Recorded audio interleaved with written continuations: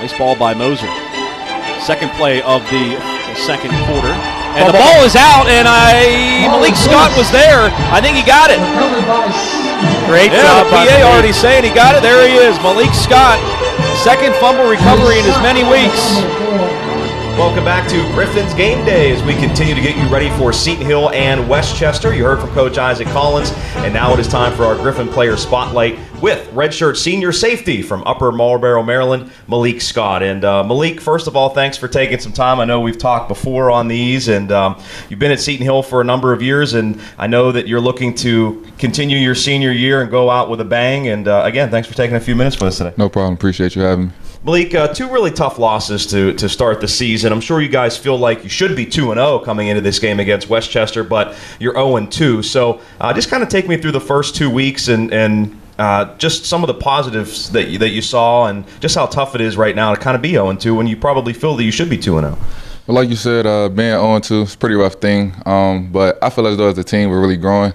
We haven't gotten into PSAC West play yet, which is a great thing. Right now, we're just trying to benefit and take away from all the things that we did in the first game and the second game. Feel like coming out in the first game, losing that close one in overtime, is kind of made us come back with a better week in practice, working harder, fighting harder in practice, trying to dig. And the biggest thing Coach Collins pushed to us is finishing.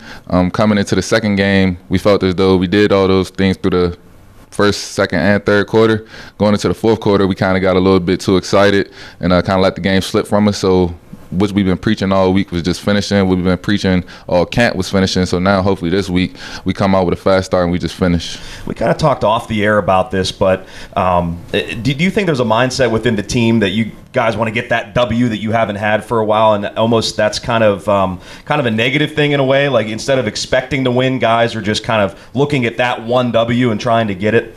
I feel like for some guys, the freshmen more so coming in, their biggest thing is we coming off an 0-11 season. They want to come in, they want to win. I feel like the guys that have been around the program a lot they understand that we have to build on each week and each practice as far more so as what we need to do better to look forward into the future instead of just thinking about one win. Mm-hmm. Because a lot of our goals are to make it to the playoffs, hopefully. And like I said, we haven't reached PSAC West play yet, so everybody's 0-0 after this week. Despite going 0-2, I mean, the defense, the team looks much better than where you were last year, I think, at this point. What type of things specifically have you seen improvement from last year to this year?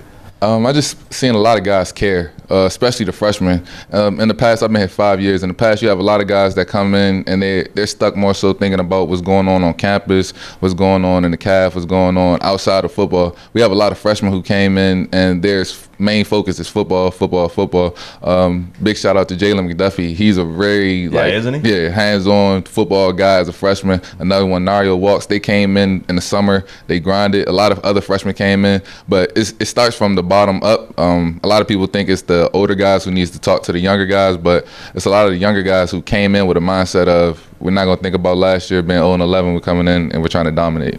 You guys did very well against East Stroudsburg in the first half. You limited them, in the first three quarters actually, just 13 points through the first three quarters before things broke down in the fourth quarter. From your perspective and a chance to look back at film, Malik, what kind of fell apart for you guys in the fourth quarter?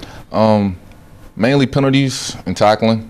Defense, we, especially at the second levels, what Coach preached to us all week, breaking down tackling. We gave up a lot of easy, unnecessary yards just to miss tackles. Also, just like I said earlier, our mindset's just getting too excited. Guys thinking that just because we're up 2 touchdowns, that meant something. We have to stay composed and be ready to fight all the way to the clock hits 0. Do you feel like you guys have improved defensively from last year? I mean, even though you've given up a share of points in the first 2 games, again, there's definitely some positives, at least from what I saw on that side of the ball. I feel like we made a great improvement, but I also feel like it's margin for very, very much more improvement. The biggest thing, if you look at the first 2 games last year, giving up 50-plus points, giving up 70-plus points. Right now, we're not giving up nowhere near as that, but I still feel as though we're giving up too many points. Like I said, leaving penalties on the field, leaving yards on the field. We have a thing called explosive plays. Mm-hmm. We only want to give up 125. We're averaging 220 right now. So the biggest thing is just finishing to the ball 11 hats. Now, Malik started his Seton Hill career at wide receiver, and you've made the transition now to defensive back, now into safety. Was it the first 2 years, right, after your sophomore year? Is that when you went on the defensive side of the ball? I would actually say flipped over? After my red shirt, so my first 3 years kind of. Yeah. Okay, right. So what was the transition like? And talk about some of the challenges from going from a wideout to a defensive back and the different challenges that presents to you. Yeah, so just coming into Seton Hill, I was big on playing wide receiver. I loved it. I love running down the field. I love catching. My success at wide receiver wasn't as great as I wanted it to be. Then we had a dominant receiver in Ardell Brown come in, so it was just like, okay, what do I want to do? I talked to Coach Collins. I talked to the other coaches, and it was just a consensus that I come and play DB. Last season, the biggest issue for me, I would say, is just physicality. Like tackling, going 7+ years without playing defense, it was just it's a little different. It was a hard thing for me. The biggest thing I wanted to focus on this summer was just being physical, being faster, being lighter. Last year I was playing at like 230, 227. Now I'm down to 215. So I just feel much better. The nickel position, which I played last season, it kind of was like corner, so it was kind of tougher for me trying to check more shifty slot guys. Moving to safety kind of felt like a range between corner and linebacker, so I just felt that as though it was a better fit for me. Was it tough in terms of coverages, or did it help you being a wideout, reading the defense? I mean, did that help you kind of transition in terms of, schematics? Last season, I really wasn't reading defenses or anything. I was just more so line up, either go blitz or just try to stay in my zone. I was focused on more so me. Now, just being more into the film, understanding the position more. It's a way easier thing for me. Well, let's talk a little bit about you, Malik. Okay. First of all, growing up in Maryland, when you look back, did you start playing football at a young age, or what kind of got you into it? I actually liked basketball a lot, but 1 year, my mom, she didn't know anything about AAU basketball, so the rec league in my neighborhood, they didn't have a team. So my mom was like, all right, well, I guess you're playing football. I started off, I didn't like it at all. I'm like, they got me on the line. I want to be the guy with the ball. This guy was an offensive lineman? Yeah, I was O-lineman. I was like, I wanted to be the guy with the ball. She was like, just stick it out, push it through. A couple years went past. I started playing when I was in middle school, started doing better, started playing running back. Going to high school, prep school, moved to wide receiver. Just fell in love with it. It's been great. Nice. Now, what do you like most about playing football, would you say? I like the bond that it brings off the field. I met a lot of great guys throughout high school, throughout prep school, throughout middle school. Lifelong friends, especially coming through Seton Hill. A couple guys like Jarvis McClain, Christian Strong, brothers forever. So I feel like that's just the greatest part about football. I know those two guys were tuned in last week. Jarvis, I saw some Snapchats from Marcus Weekland, our camera guy, from I think it was Christian that was snapping him. So that's pretty cool that those guys are still connected. Yeah, we talk before every game. Nice. And everything. So. And they are playing where now? Brisbane, Australia.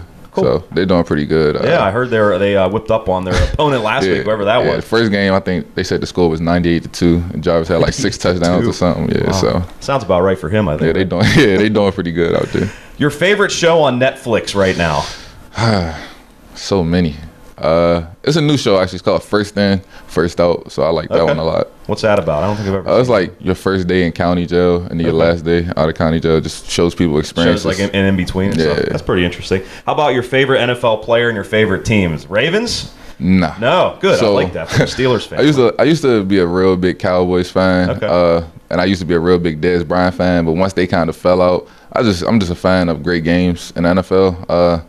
I like Jamal Adams and Jalen Ramsey as far as favorite NFL players. So them two probably. Ramsey's probably the best cornerback in the league already. And he's been in the league, 2 years or something like that? It's pretty crazy. Any superstitions you can tell us about that you do before a game or anything crazy? I know some guys are crazy. So the first game, I had a pretty good game defensively as far as tackling. And I wore a pretty big suit before the game. And then the second game, I wore a slim fit suit. And I had less tackles, so I think this week I'm gonna wear a big suit. You're gonna go back to the big suit. Yeah. All right, we'll see. We'll see if it works out for you. Who would you say, Malik, has had the biggest impact on your life up to now? So as far as my life overall, I would say my mother. She just guided me through everything as far as football, school, just life, raising me to be the man I am today. As far as in my college life, I would have to say Coach Collins. He's been like basically a father figure for me. I came in when I was 16. Up to now, be 22 next week. He's just been a guy for me my whole time here. So next week, happy early birthday to you. Yeah, Hopefully appreciate you guys can get a for your birthday. Hopefully. What are you majoring here at Seton Hill? What are your plans for after Seton Hill? Okay, so undergrad, I'm in grad school now. Undergrad, I graduated business administration with entrepreneurial studies. Had an opportunity to go do an internship in Louisville. Got accepted into grad school, turned that opportunity down, came back to play football. Right now I'm getting my MBA in business management. Starting just up with a little clothing line. As far as the business side of things, want to go into consulting. Just want to go into branding, start my own chain of upscale barbershops and stuff like that. Nice. Well, you definitely had the education here to kind of set you up for that. For sure. So there was a chance that you were not going to come back and play football. Yeah, it was a big chance. After last season, I went through the concussion protocol after the 8th game. I was out for the rest of the season. Kind of was lost in that spring semester, and not sure what I was going to do. Coach Collins actually sent me a registration link for grad school. He told me just try it out, see what happened. Sent it in. My grades were good enough to get in. I got accepted. Told Coach that me and my mom was thinking about me not just being a regular student. I still had an extra year to play. He talked about it. He prayed on it. I prayed on it. Came back, started working on it in the summer, and things are just looking up. Well, I'm glad you're still here, Malik. Yeah, me too. For sure. Last question for you. Tell us a little bit about Westchester. When you look at their offense on film, what do you kind of see from the Rams? So right now, we just see size and speed all across the board. They have pretty big tight end, pretty good wide receiver, and number 11. The quarterback's actually the second string, but he was their Wildcat quarterback last year. So tons of speed there, tons of speed. At running back, tons of speed. At wide receiver, like I said. So that's the main thing. We're just going to have to get 11 hats to the ball and work on stripping the ball on the ball carrier. So that's the biggest thing. Caused a fumble last week in week 1, I believe, too, right? Yeah, 2 fumble recoveries. There you go. Yeah, I was going to say, you recovered both of them, didn't you? Trying. Malik, congratulations for your success here at Seton Hill. Glad you're still here, and good luck today against Westchester. Appreciate it. That is Malik Scott, redshirt senior safety from Upper Marlboro, Maryland, our Griffin Player Spotlight. Coming up, we'll continue on our Griffin's Game Day pregame show, counting you down to kickoff between Seton Hill and Westchester right here on the Westmoreland Sports Network.